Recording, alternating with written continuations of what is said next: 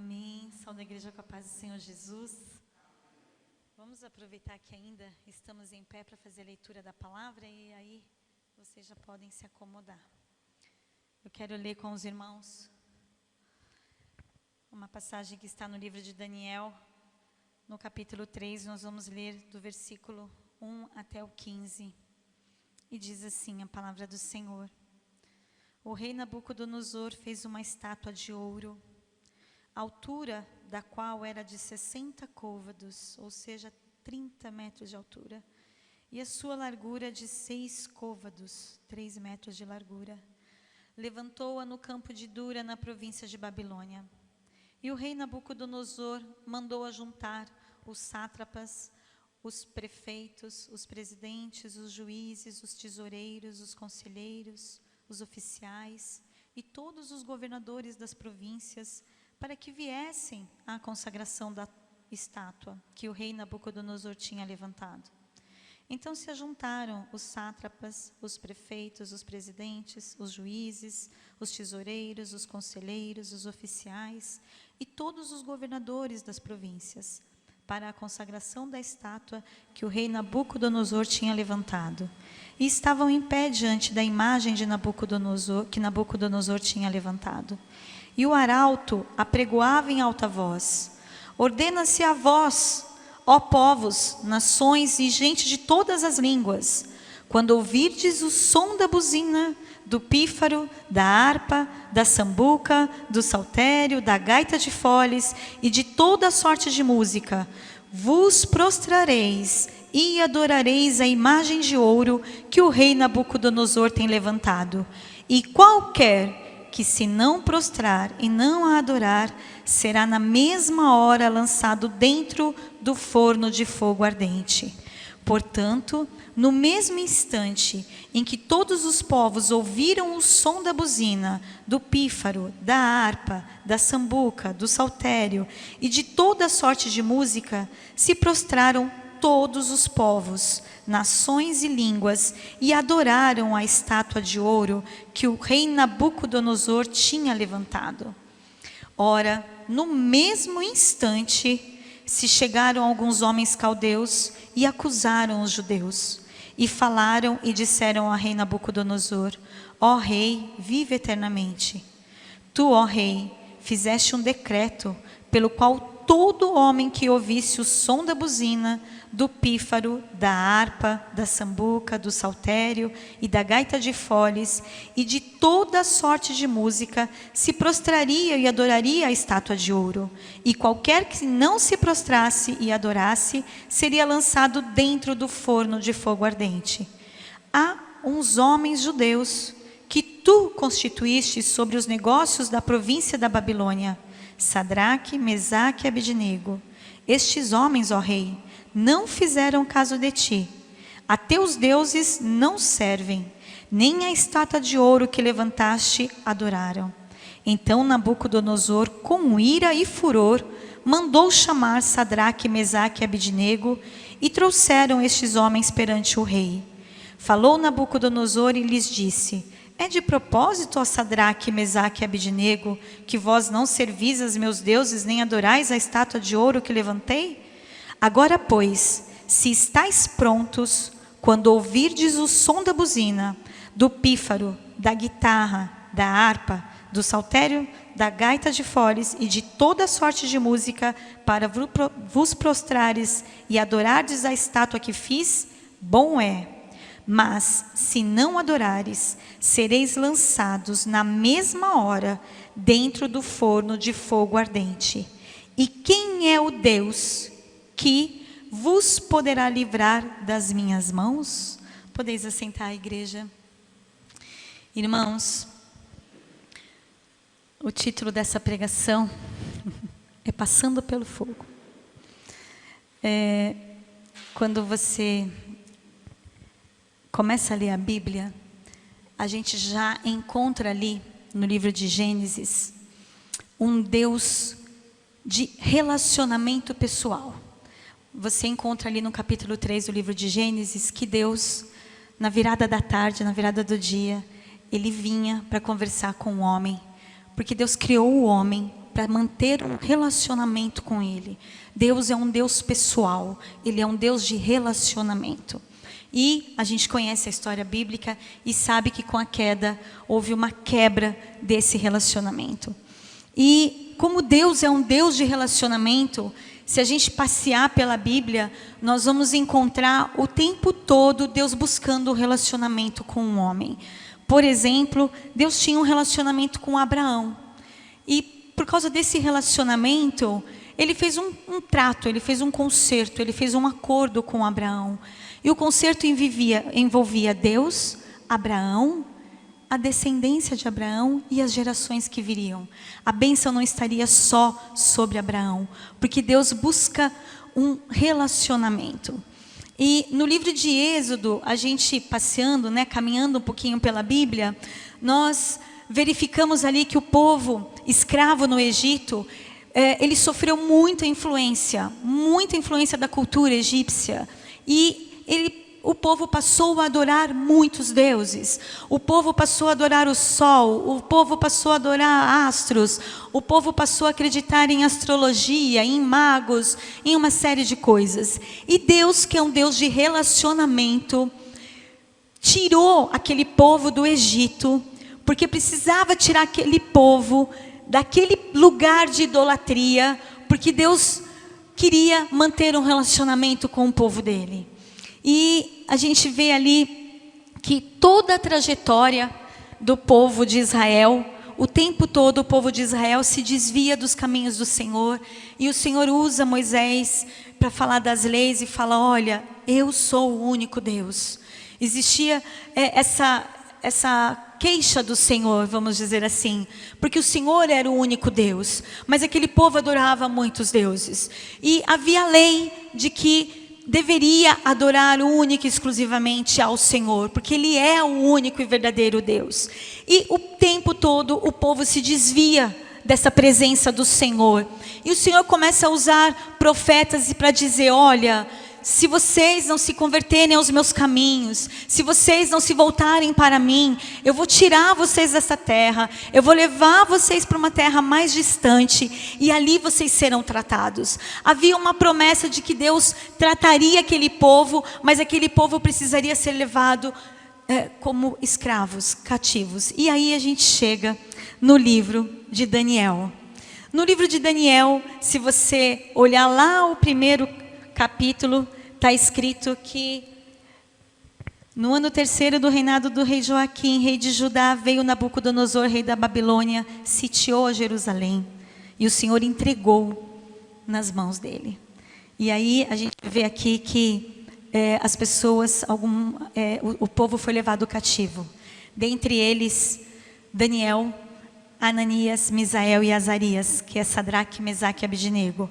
E fala aqui que o rei pede para que separe jovens, eles eram jovens nesse tempo, jovens sem defeito algum, formosos de aparência, instruídos em toda a sabedoria, sábios na ciência, entendidos no conhecimento, que fosse da linhagem real, que fosse dos nobres.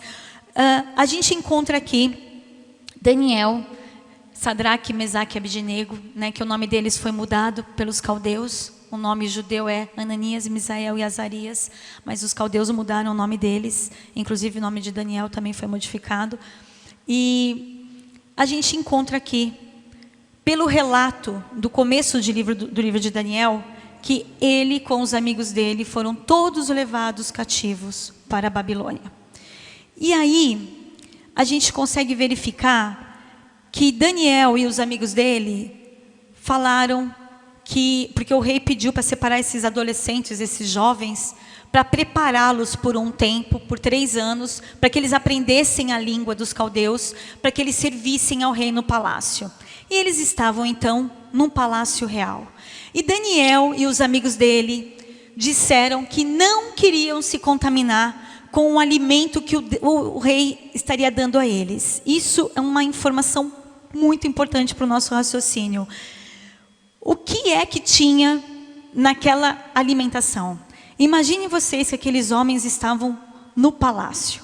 Imagine a cozinheira. Devia ser a cozinheira. Porque eles iam comer exatamente a comida que o rei comeria. Então, imagina o banquete que esses homens teriam na frente deles todos os dias, porque eles não, apesar de eles serem cativos, eles estavam no palácio, eles estavam sendo preparados para atender ao rei. Então foi oferecido a eles um banquete. E Daniel e os amigos dele falam: olha, nós não queremos comer do banquete do rei. Qualquer um gostaria de comer aquele banquete. Qualquer um gostaria de comer os manjares do rei, porque devia ser a melhor comida da época. Só que Daniel, Sadraque, Mesaque e Abednego, eles tinham entendido que Deus era um Deus de relacionamento. Eles tinham entendido e tinham absorvido dentro do coração deles a lei do Senhor. A lei de Moisés determinava que haviam alguns alimentos que eram impuros. E os judeus sequer poderiam encostar nesses alimentos, porque senão eles também ficariam impuros.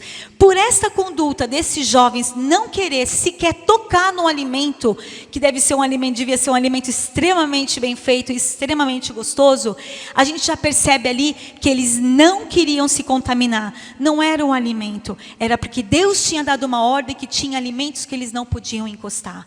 E eles já tinham colocado no coração deles que eles seriam fiéis a Deus. Nós vamos ler um pouquinho mais para frente e nós vamos ver que Sadraque, Mesaque e Abednego, por serem fiéis a Deus, foram lançados numa fornalha. A gente vai ver aqui no livro de Daniel que Daniel, por ser fiel a Deus, foi lançado numa cova de leões. Ou seja, nós encontramos pessoas fiéis, servos do Deus Altíssimo, que tinha entendido que Deus era um Deus de relacionamento, que tinha entendido que haviam leis e mandamentos, e eles seguiam rigorosamente essas leis e esses mandamentos. Mas eles foram levados cativos, juntamente com aquele povo que era infiel. E quando eu comecei a estudar a Bíblia, alguns anos atrás, eu faço ainda muitas perguntas para Deus. Tem coisas que eu acho falo, Senhor, isso aqui me parece tão injusto, me explica aí. E o Senhor, Ele sempre explica, a palavra dele se explica, né? E eu achava, quando eu comecei a ler o livro, né, há muito tempo atrás, eu falava, nossa, que injusto, né? Os caras por que eles foram levados? Queridos, ser fiel a Deus não isenta a mim e a você de passar exatamente pelas mesmas coisas que qualquer outra pessoa passe. Isso é uma informação importante. Por quê? Porque nós muitas vezes ouvimos um evangelho sendo pregado, que é um evangelho assim: vem para Jesus e tudo vai se resolver na tua vida. Vem para Jesus, que parece que você vai dormir de um jeito e vai acordar de outro, né? E isso não sou eu, mas é a palavra do Senhor quem diz. A palavra do Senhor diz que no mundo tereis aflições.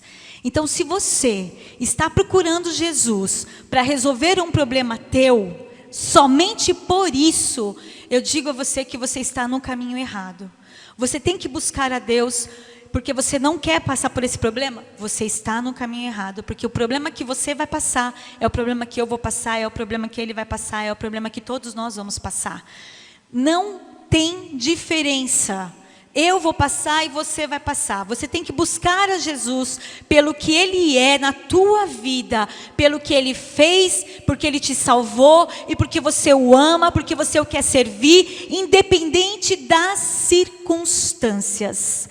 Por quê? Porque se você vier para Jesus com esse pensamento de que nada mais de ruim vai acontecer na tua vida, ninguém mais vai ficar doente na tua casa, ninguém na tua família vai morrer, você não vai mais perder emprego, seu salário vai ser triplicado. Se você vier com este pensamento para Jesus, o que vai acontecer? A primeira prova que você passar, você vai se decepcionar com Deus, você vai culpar a Deus, vai achar que Deus não fez por você o que Ele teria obrigação de fazer, já que você agora é servo dele. Você vai se decepcionar e você vai se desviar dos caminhos do Senhor. Então, eu quero explicar para você que a Bíblia diz que eu e você vamos passar por muitas provas, por muitas aflições. Na nossa casa vai ter gente doente, na nossa família vai morrer gente, você pode perder o emprego, a gente não sabe, espero que não. Necessariamente você não vai ganhar milhões de dólares, mas qual é a diferença? Qual é a diferença? O que vale a pena servir a Deus? Porque melhor é passar com Jesus do que passar sem Ele. Melhor é estar com Jesus do que estar sem Ele. Passar nós vamos passar, mas a gente tem que passar porque a gente ama Jesus, porque a gente ama ter um relacionamento com Jesus, porque a gente sabe que Jesus nos ama, porque é prazeroso para nós estarmos na presença do Senhor, porque nós gostamos disso, e nós não podemos olhar as circunstâncias, porque se você olhar as circunstâncias você vai se decepcionar. E eu tenho que te dizer, a culpa não é de Deus, a culpa é tua. Porque Deus não tem nada a ver com isso. Deus avisou que nós vamos passar. Mas se Ele estiver conosco, a palavra do Senhor diz que nós somos mais do que vencedores em Cristo Jesus.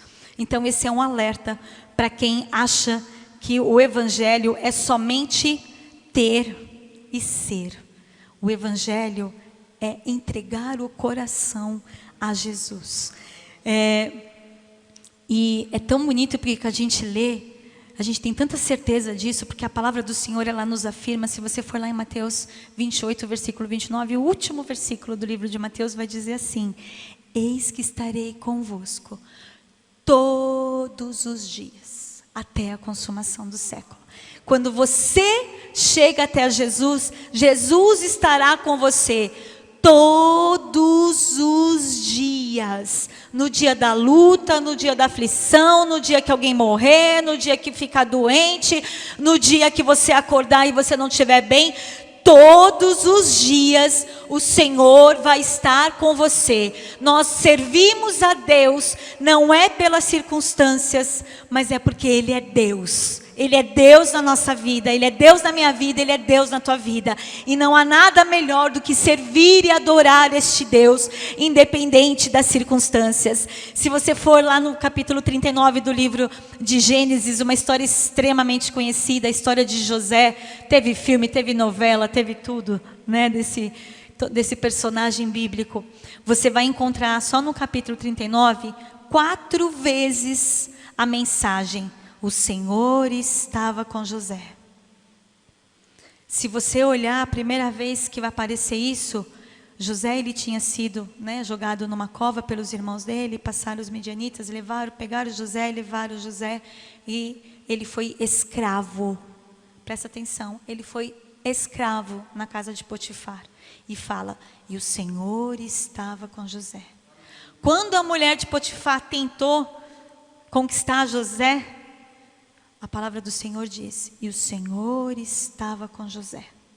Quando a mulher de Potifar armou toda aquela cilada, porque ela ficou invocada, porque José não quis ficar com ela, e ela armou uma cilada, e aí José foi para a prisão, ele foi preso. O Senhor estava com José. Quando o Senhor colocou ele na prisão, o Senhor estava com José. O tempo todo o Senhor estava com José. E José estava cativo, e José estava preso, e José foi rejeitado pelos irmãos dele, e José não estava numa situação que eu queria estar e nem você. Mas a palavra do Senhor diz, o Senhor estava com José, e o Senhor está comigo, e o Senhor está com você, independente de onde você está, independente do que você está passando, o Senhor está conosco todos os dias até a consumação dos séculos. Se você for lá no livro de Isaías, também é uma passagem extremamente conhecida, Isaías 43 diz assim, quando passares pelas águas, estarei contigo, e quando pelos rios, eles não te submergirão. Quando passares pelo fogo, não te queimarás e a chama não arderás em ti. Está escrito lá. Isso quer dizer que é quando. Não está escrito assim, se acontecer de um dia, porventura, você passa. Não é isso que está escrito. Está escrito assim, quando você passar. Quando acontecer isso, é uma questão de tempo, porque vai acontecer. O Senhor vai colocar você em situações, e você vai viver situações, que você vai estar no meio de um aguaceiro, passando pelo fogo. Você vai estar passando por situações que você não gostaria de passar. Mas a palavra do Senhor diz, quando isso acontecer, eu estarei contigo. Essa é a diferença dos que servem a Deus e dos que não servem a Deus. O Senhor estará comigo e com você. E aqueles homens, quando Deus olha para aqueles homens, eu tenho certeza que Deus enxergou ali fidelidade. Porque a gente consegue enxergar isso. Nós, com os olhos humanos, conseguimos enxergar que aqueles homens, eles eram fiéis. Então, por que eu e você, por que aqueles homens tiveram que passar por tantas situações que a gente não gosta de passar? A gente não quer passar, ninguém quer passar. Por que, meu Deus do céu? Por que o Senhor permite? Essa é uma pergunta, né, que todo mundo faz, né? Mas Deus é tão bom. Mas se Deus é amor, por que isso? Por que aquilo? Eu vou dizer para nós crentes, servos do Senhor agora. Eu não vou responder a pergunta do mundo. Eu vou responder uma pergunta para nós, servos de Deus. Por que o Senhor permite que nós passamos por algumas situações? Nós vamos encontrar em 1 Pedro, ele começa falando de uma herança celestial, uma herança incorruptível, uma herança que não é contaminada, é algo que nós vamos receber do Senhor. E ele fala assim no versículo 6, em que vós grandemente vos alegrais. A gente se alegra com essa mensagem dessa herança, mas ele fala assim: ainda que agora importa, sendo necessário, que estejais por pouco tempo contristados ou entristecidos ou abatidos por causa de várias tentações. Ele fala, vocês vão passar. Existe algo maravilhoso, mas enquanto nós estamos aqui, nós vamos passar e vamos nos entristecer. No versículo 7 está escrito assim: para que a prova da vossa fé, que é muito mais preciosa do que o ouro perece e é provado pelo fogo. Aqui a gente vê que Pedro, ele está comparando a nossa fé ao ouro. Você deve ter ouvido muitas vezes em pregações a respeito do ouro, que o ouro é passado pelo fogo e que o fogo purifica o ouro, que o fogo tira as impurezas e aquele ouro vai ser um ouro mais especial, um ouro mais valioso, um ouro puro, um ouro limpo. O que o apóstolo está falando aqui é que a minha fé e a tua fé, quando a gente passar por situações que nos deixam entristecidos, quando a gente passar por situações de fogo, quando a gente passar por situações que deixam a gente abalado, a nossa fé, ela é provada como ouro. Cada provação que eu e você, a gente entra na nossa vida, é como se a gente entrasse num caminho passando pelo fogo, e ali o Senhor vai tirando. O Senhor vai tirando aquilo que não agrada. O Senhor vai tirando as impurezas. O Senhor vai tirando aquilo que te deixa triste. O Senhor vai tirando e vai purificando. E aí cada vez que você vai passando por essas situações, a sua fé vai ficando mais preciosa. A sua fé vai ficando mais valiosa. A sua fé vai ficando mais pura. A sua fé vai ficando mais limpa. Todas as vezes que nós temos que passar por uma provação, o Senhor está trabalhando na nossa fé. E nós vamos sair do outro lado com uma fé mais pura como ouro. Na verdade, ele fala que é mais preciosa do que o ouro. Nós conhecemos algumas joias preciosas, mas sabemos o bem precioso que é um ouro. Temos um ourives aqui na igreja. Ele sabe quanto pesa um graminha de ouro. Queridos, a tua fé é muito mais preciosa do que todo o ouro do mundo. Você é muito mais precioso do que todo o ouro do mundo. E depois que a gente passar por essas provas de fé, está falando aqui que isso vai render louvor e honra e glória na revelação do nosso Senhor e Salvador Jesus Cristo. Porque quando a gente passa por essas situações, a gente chega do lado de lá e nem se lembra tanto do que passou, mas a gente chega do lado de lá sabendo que Deus é Deus, glorificando o nome do Senhor, sabendo que o Senhor esteve conosco o tempo todo, que você não esteve sozinho, que aquela luta, Deus estava com você e às vezes até te pegou no colo e você nem percebeu. Oh Deus, Deus maravilhoso, cada vez que a nossa fé é provada, a gente canta um louvor, né? Tu me dás a chance de crescer um pouco mais.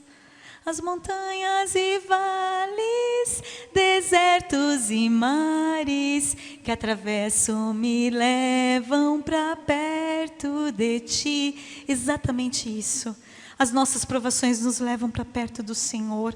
Aquilo que eu tenho que passar, eu vou passar. Mas eu não vou passar sozinha. Aquilo que você tiver que passar, você vai passar. Mas você não vai passar sozinho. Porque Deus é comigo, porque Deus é contigo. Aleluias. E aí, se você for lá, Daniel 3, no versículo 15, você vai encontrar aqueles homens na frente do rei. O rei era a autoridade máxima da terra naquele tempo. Hoje nós temos o nosso presidente, que é a autoridade máxima em cima aqui na terra, para nós. Mas você não vê ninguém chegando no presidente, ajoelhando aos pés dele, e você não vê ele falando, mata esse ou não mata aquele. Nesse tempo, o rei tinha todo o poder, ele podia mandar matar. Ele podia mandar matar, tanto que houve um decreto, que aquele que não se curvasse diante da estátua deveria morrer. Esses homens foram chamados na presença de uma autoridade, na presença do rei, onde ali ele poderia estar assinando uma sentença de morte. E aí o rei fala assim para eles, no versículo 15. Agora, pois, vocês estão prontos?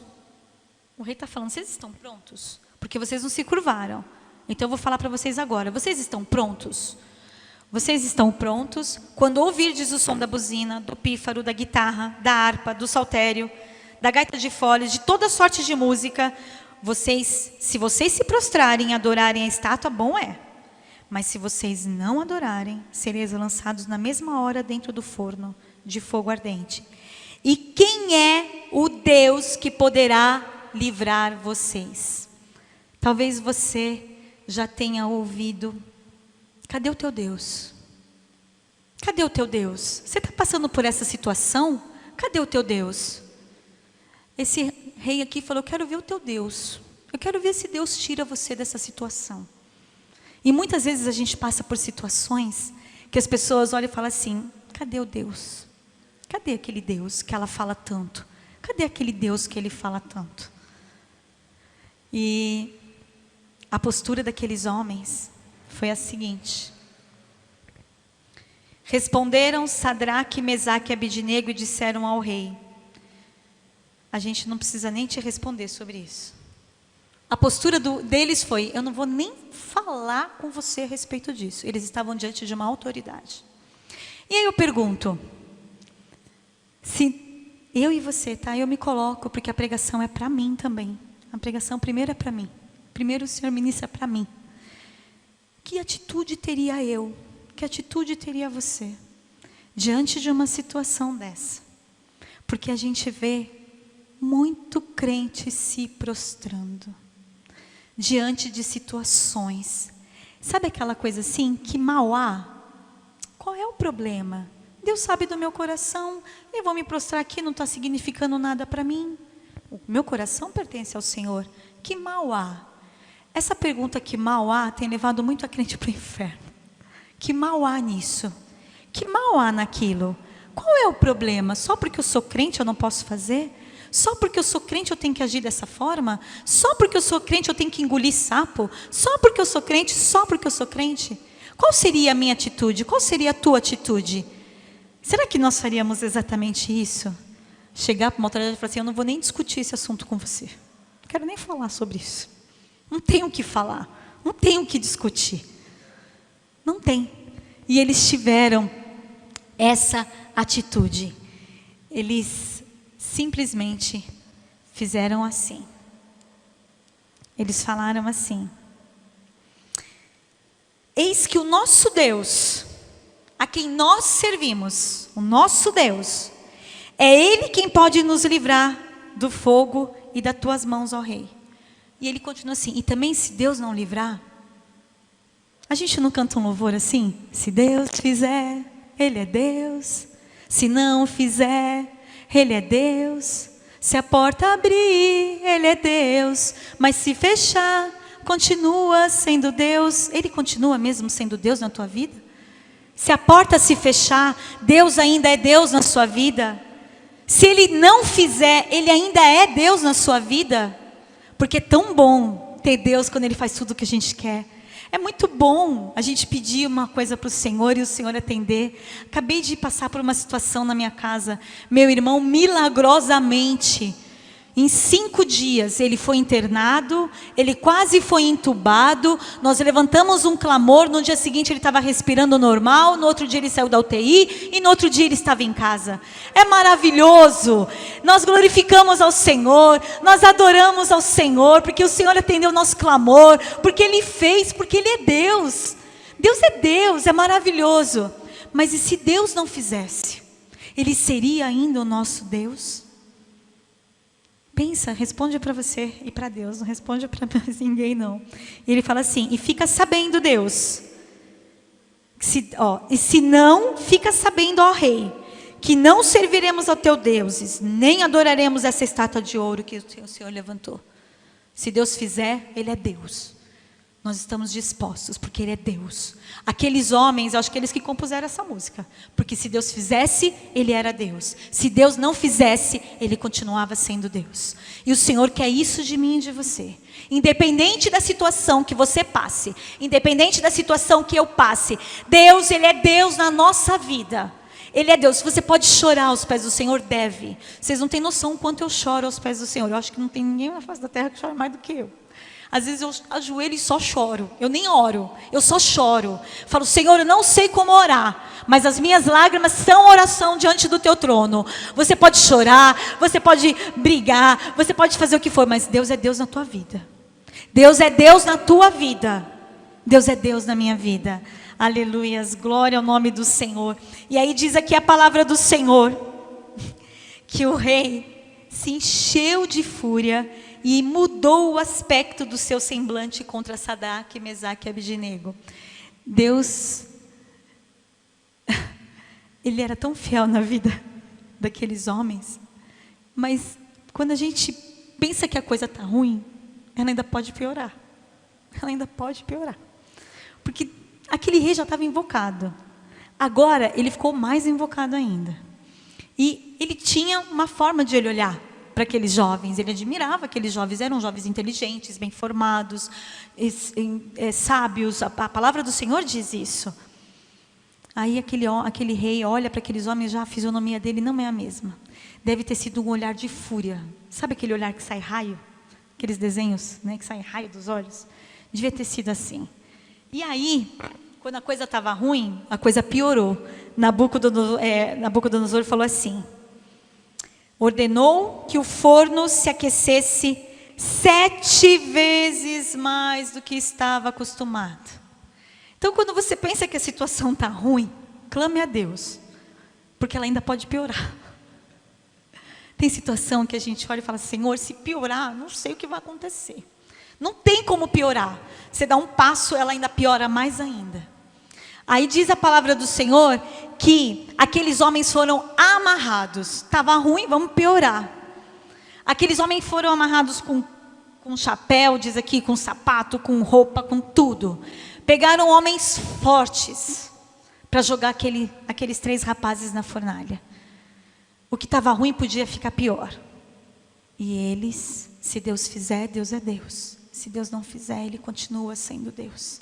Aqueles homens tinham entendido no coração deles que eles eram servos do Deus Altíssimo. Eles criam que se Deus não livrasse aqui na terra, eles estariam com Jesus no céu. Eles sabiam disso. E aqueles homens, diz a palavra do Senhor no versículo 23, que eles caíram atados, eles caíram amarrados na fornalha. E logo em seguida, no versículo seguinte, diz assim: o rei Nabucodonosor se espantou e levantou depressa. Ele viu aqueles homens sendo jogados na fornalha e ele levantou e falou assim: escuta, a gente não jogou 3 homens ali? E eles não estavam amarrados? Mas eu vejo agora 4 homens. E eles estão passeando.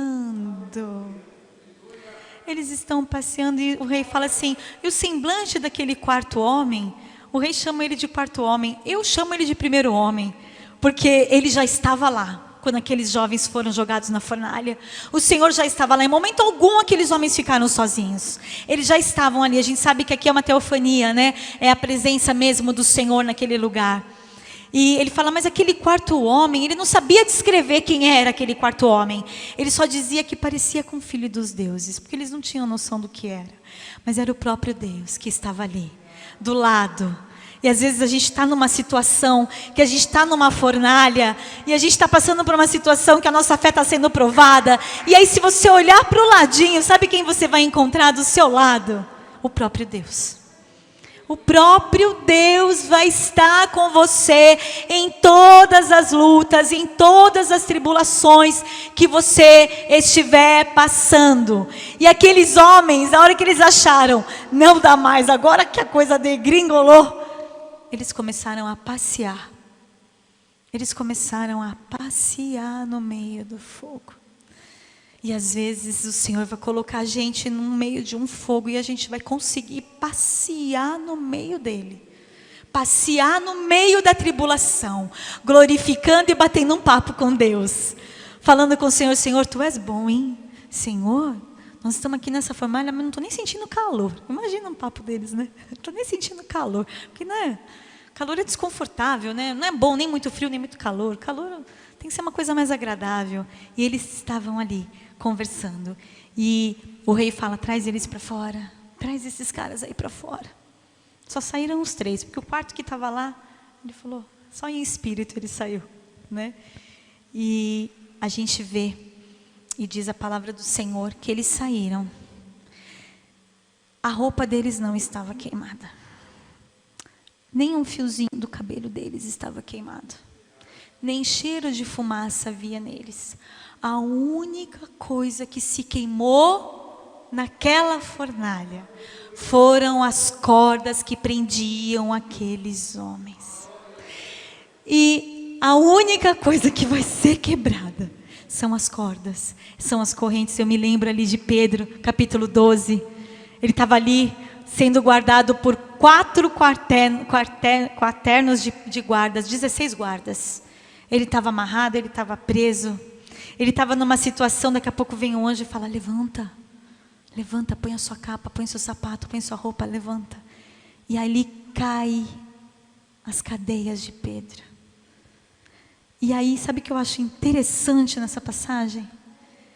Pedro só se dá conta de que aquilo é verdade quando ele está lá fora, depois que ele passou pelos guardas, depois que ele passou pelaquela porta de ferro, depois que ele estava andando no meio do caminho, diz a palavra do Senhor que ele estava achando que ele estava tendo uma visão.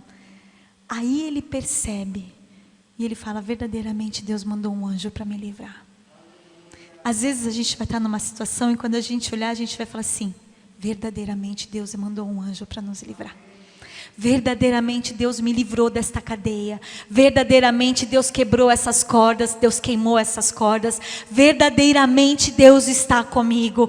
Porque às vezes a gente nem sabe como a gente saiu, não sabe como entrou naquela situação e também não sabe como saiu. Mas quando a gente se der conta, a gente já vai estar do lado de fora, libertos, com um anjo nos guardando, com um anjo guiando a gente, porque Deus está conosco desde sempre, até a consumação dos séculos. Aleluia, glória ao nome do nosso Deus. Eu comecei falando de um Deus de relacionamento, e quando eu estava pensando e meditando nessa palavra, eu fui até Ezequiel, capítulo 47, quando o anjo fala, entra aqui, entra no rio, entra nessas águas. E aí ele vai andando e a água ainda está no tornozelo. E aí o anjo mede aí uma distância. Ele vai andando e as águas vai subindo. Ele vai entrando nas profundezas. Ele vai entrando na intimidade. E aí a água vai subindo, subindo até chegar na cintura. E chega uma hora que não dá mais pé para ele. Porque ele já está mergulhado. Porque nós já estamos mergulhados no Espírito Santo de Deus. A gente canta um louvor aqui e fala, leva-me além. a um nível mais profundo de intimidade contigo, ó Senhor. É essa intimidade que Deus quer de mim e de você. Ele quer uma intimidade tal, mas aquele homem, ele teve que entrar no rio. Não foi o rio que veio para cima dele. Ele teve que entrar, Ezequiel teve que ir caminhando. E o Senhor quer isso de mim e de você. Que a gente possa ir caminhando. E cada vez que a gente vai caminhando, a gente vai sentindo mais a presença do Espírito Santo de Deus. Cada vez que a gente vai mergulhando no Espírito Santo de Deus, a gente vai sentindo mais o poder do Espírito Santo de Deus. Cada vez que a gente vai mergulhando, a gente vai vendo que a gente está numa intimidade profunda com o Senhor. Porque o nosso Deus é um Deus de relacionamento. Porque Ele é um Deus que nos guarda, porque Ele é um Deus que quer estar juntinho comigo e com você, onde você estiver, seja na fornalha, seja onde for, em qualquer tribulação que você estiver passando na tua vida. Deus quer um relacionamento comigo e com você, uma intimidade tal, que eu e você possamos falar como estes homens. Eu não quero nem conversar sobre esse assunto. Eu não vou nem discutir sobre isso. Eu não abro mão da minha fé. A minha fé é essa. O meu Deus é esse. O meu Deus disse isso, isso, isso. É assim que eu vou fazer. É isso que Deus requer de mim e de você. Aleluias, glória ao nome do Senhor. E aqui Daniel 3:28 está escrito assim. Falou Nabucodonosor e disse, olha que incrível. Bendito seja o Deus de Sadraque, Mesaque e Abidnego, que enviou o seu anjo, que livrou os seus servos, porque os seus servos confiaram nele.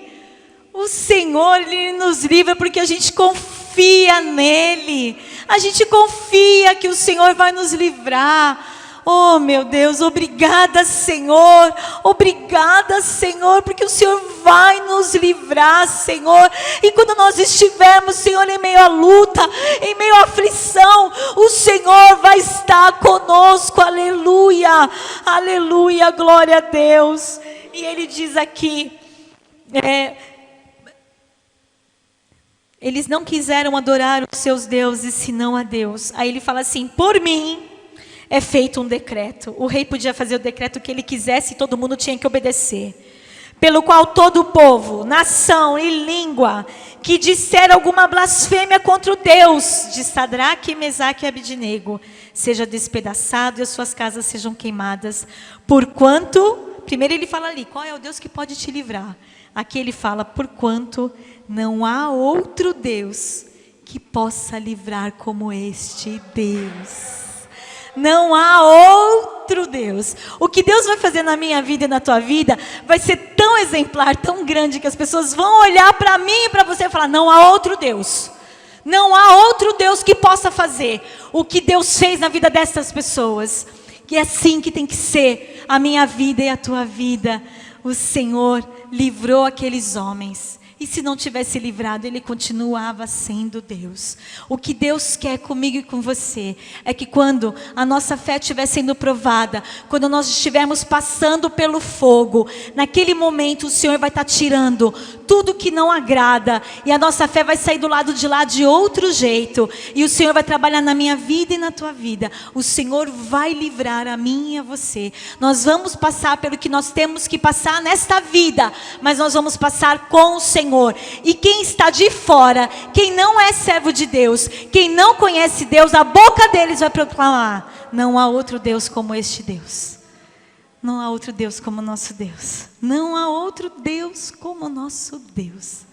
O nosso Deus é grande. O nosso Deus é maravilhoso. O nosso Deus é poderoso.